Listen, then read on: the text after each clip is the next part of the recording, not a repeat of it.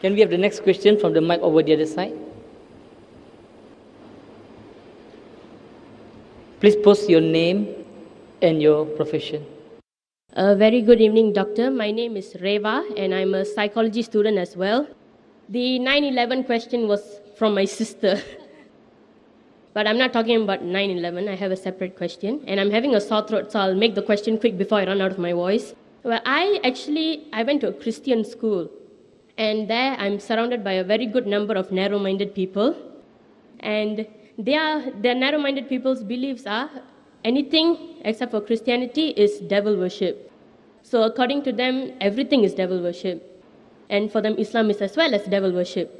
But I don't see it that way, because if this is devil worship, it won't be the number one religion in the world. So clearly there's something in Islam that Christianity doesn't have, which is why it's such a achieving and a lot of people are in it. So my question is, I want to know what that something is.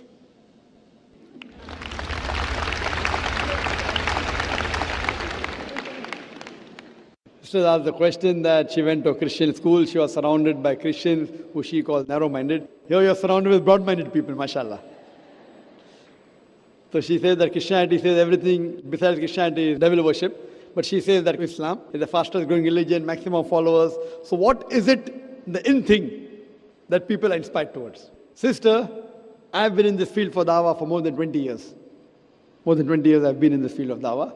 And I've met many people who have reverted to Islam, from Christianity, from Hinduism, from Buddhism, from Sikhism. And each one is inspired by different things.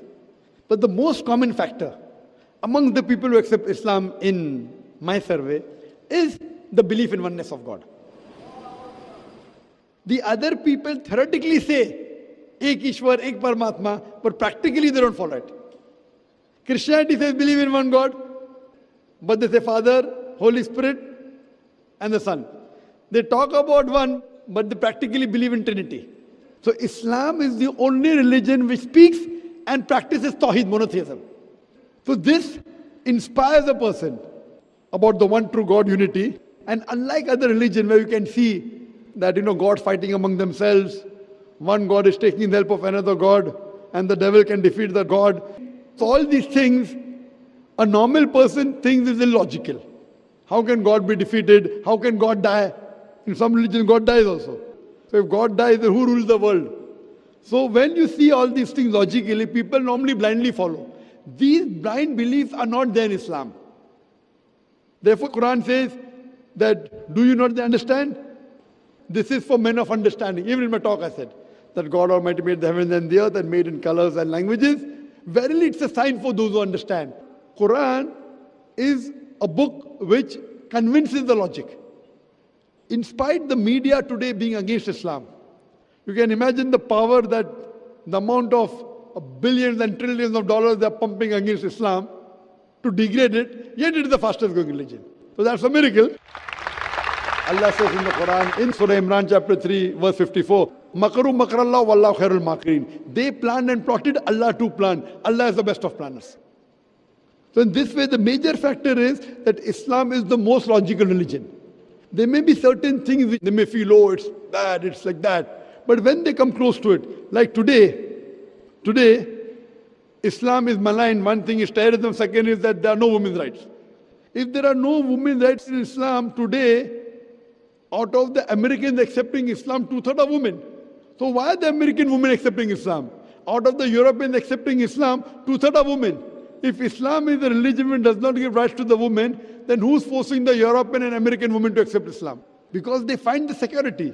They have been and seen the world and lived, talking about liberalization and modernization. They realize the real spirit is then the religion of Islam. So when they really practice, some people may really get inspired, okay, because there's hijab, I want to accept Islam. Some people only hear the azan and they accept Islam. So people have different things, but the main thing, the core factor is the Tawheed. So whatever they're inspired by, once they come to Tawheed, the oneness of God, He is our creator, He is our sustainer, He is our cherisher, which was the core factor of my talk today. Then And these people who accept Islam, they become more practicing than those people who are born in a Muslim family. Sister, do you believe there's one God? Yeah, I do believe there's one Do you God. believe and- idol worship is wrong? Excuse me? Do you believe idol worship is wrong? Yes, Do you believe Prophet Muhammad is the messenger of God? I want to. So why don't you? Because I'm not inspired yet. I want to be inspired. It's nothing like inspiration. If you say you want to, if somebody is stopping you from, Myself, I want to be inspired. I want to know that that is the truth and that's the only right. So truth. maybe you coming to the lecture is not enough inspiration. You coming to the microphone to ask this question is enough inspiration for you, since you believe there's one God, since you believe idol worship is wrong, and if you believe in Quran. Have you read the Quran? No. I would request you to read the Quran, and if you read the Quran, you'll understand more about Islam. And I had given a talk yesterday, Muhammad Sallallahu Alaihi Wasallam, in the various world religious scriptures. And I gave quotations of Prophet Muhammad mentioned in the Hindu scriptures, in the Christian scriptures, in the Jewish scriptures, in the Buddhist scriptures. Only if you read, since your background is Hinduism, I believe, Christianity. If your background is Christianity, have you read the Bible? Yes, it was a subject in my school. Fine, I'll just give you the references. Prophet Muhammad, peace be upon him, has been prophesied in the Old Testament and the New Testament. In the Old Testament, he's been prophesied in the book of Deuteronomy, chapter number 18, verse number 18. In the book of Deuteronomy, chapter number 18, verse number 19. In the book of Isaiah, chapter number 29, verse number 12. In the Song of Solomon, chapter number 5, verse number 16. For details, you can refer to my video cassette. He's also prophesied in the New Testament. In the Gospel of John, chapter number 14, verse number 16. In the Gospel of John, chapter number 15, verse number 26. In the Gospel of John, chapter 16, verse number 7. As well as Gospel of John, chapter number 16, verse number 12 to 14. I'll just give you one prophecy to make it short. Jesus Christ, peace be upon him, said in the Gospel of John, chapter number 16, verse number 12 to 14, he said, I have many things to say unto you, but ye cannot bear them now. For he, when the Spirit of truth shall come, he shall guide you unto all truth. He shall not speak of himself. All that he hears shall he speak. He shall glorify me. So this prophecy of Jesus Christ, peace be upon him, I have many things to say unto you, but ye cannot bear them now. For he, when the Spirit of truth shall come, he shall guide you unto all truth. He shall not speak of himself. All that he hears shall he speak. He shall glorify me. This refers to no one but Prophet Muhammad, peace be upon him. Because it says, he shall not speak of himself. All that he hears shall he speak. And you know the history of Prophet Muhammad, peace be upon him, that Almighty God gave the revelation to Prophet Muhammad, most of it through Archangel Gabriel. Whatever he got, he repeated verbatim. And he shall glorify me. If you see, there is no messenger of God, no person who claimed to be a messenger has ever glorified Prophet Jesus except Prophet Muhammad, peace be upon him. So it's mentioned in the Bible that this man to come, he will glorify me. And all the other references I gave you, it is pointing out to the coming of the last and final messenger, Prophet Muhammad, peace be upon him. And even the Quran says, it's mentioned in the Quran in Surah Saf, chapter number 61, verse number 6, that Jesus Christ, peace be upon him, was sent as a messenger to the Bani Israel, to children of Israel, to the Jews.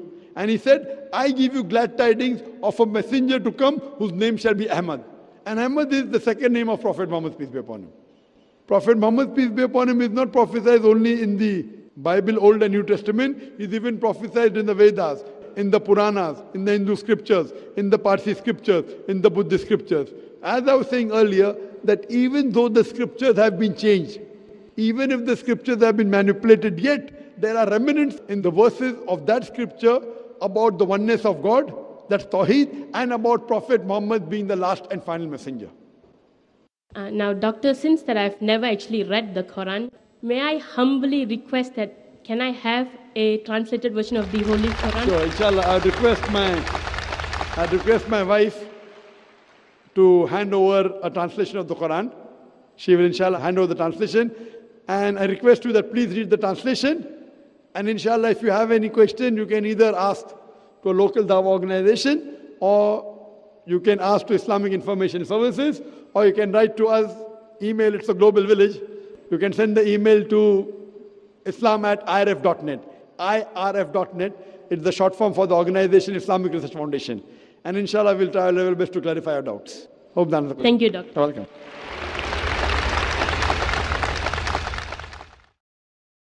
What used to happen before the coming of the Prophet ﷺ, the jinn, they used to hear the news from the angels.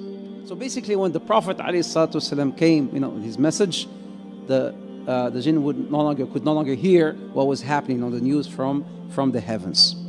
So this group of jinns, Nusaybin, they were roaming around and they heard our beloved Prophet Muhammad sallallahu alaihi wasallam reciting the Quran.